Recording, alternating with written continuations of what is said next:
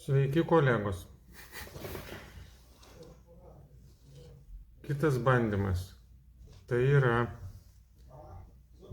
ką mums rodys paprastai sukalibruotas normaliai aparatas, stormatis, bet per dažų sluoksnį. Nieko nekeičiant aparatą. Kitas bus video, kaip normaliai pasidaryti ir žiūrėti per dažų sluoksnį su dažų sluoksnio funkcija. Dabar mes aparatę nieko nekeičiam, bet dedam per dažų sluoksnį ir žiūrim, kokia bus paklaida. Nes prieš tai žiūrėjom, kad va dabar rodo, va čia rodo ekraną, tai va aš uždedu va 12.01. Nu va, tai tiek ir rodo, kiek rodo. Pasižiūrėsim, aš uždedu dažų sluoksnį, pasižiūrėsim, kokia yra paklaida, kad jeigu jūs per dažus matuosit, maždaug žinosit, ar rodo 12.05, ar rodo 24. Aš nesu daręs, pasižiūrėjom tiesiog, kad jūs žinotumėt, kas bus. Mūsų dažų sluoksnis, va, užkišu čia, va. Kaip man dabar padėti? Va, mūsų dažų sluoksnis. Tai yra, dažų sluoksnius mes turim 2, 1, 0,05, 0,10 ir 0,25. Va, dažų sluoksnis. Dabar aš nuleidžiu šitą daiktą, kad mes matytume kalibravimo bloką. O. Ir pasiimu tušinuką ir užrašau, kad čia yra. O kaip matysis, nežinau, čia yra 12 šakės, o čia yra 24.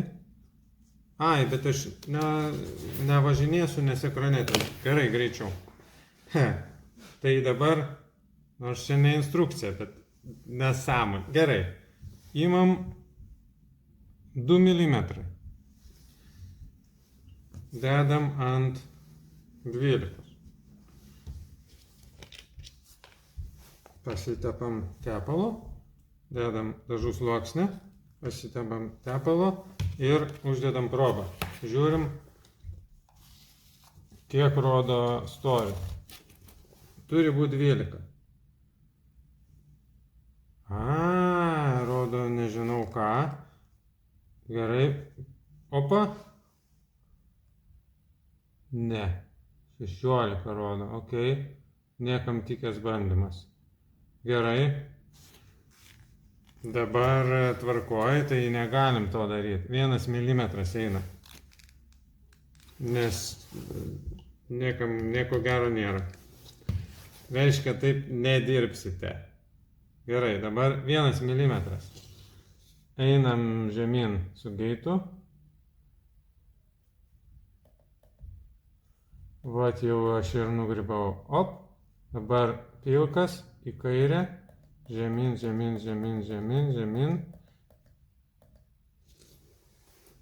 Šiuo atveju yra 12 ir 1 mm dažo.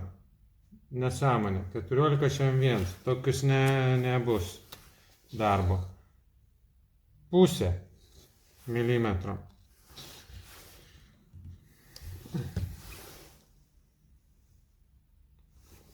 Gaudom pirmą. Prispaudžiu. Einam žemyn. Čia yra 12 ir 0,5 mm dažo. Nu, šis tas.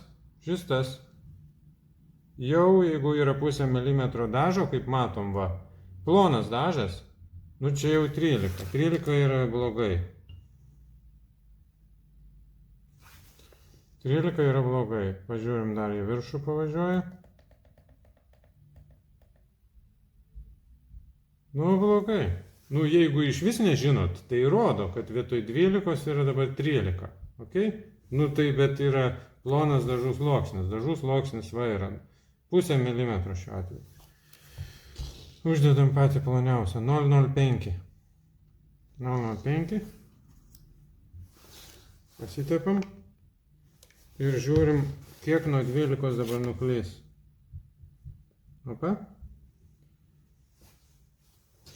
Va, 12 rodo 0,9. Jeigu visiškai plonas dažų sluoksnis, Nu, kažkas tai užpurkšta. Tai rodo normaliai, va. Jeigu ypatingo plonumo yra 12,09, tai 12,09, o dažų sluoksnis yra 0,5. Va.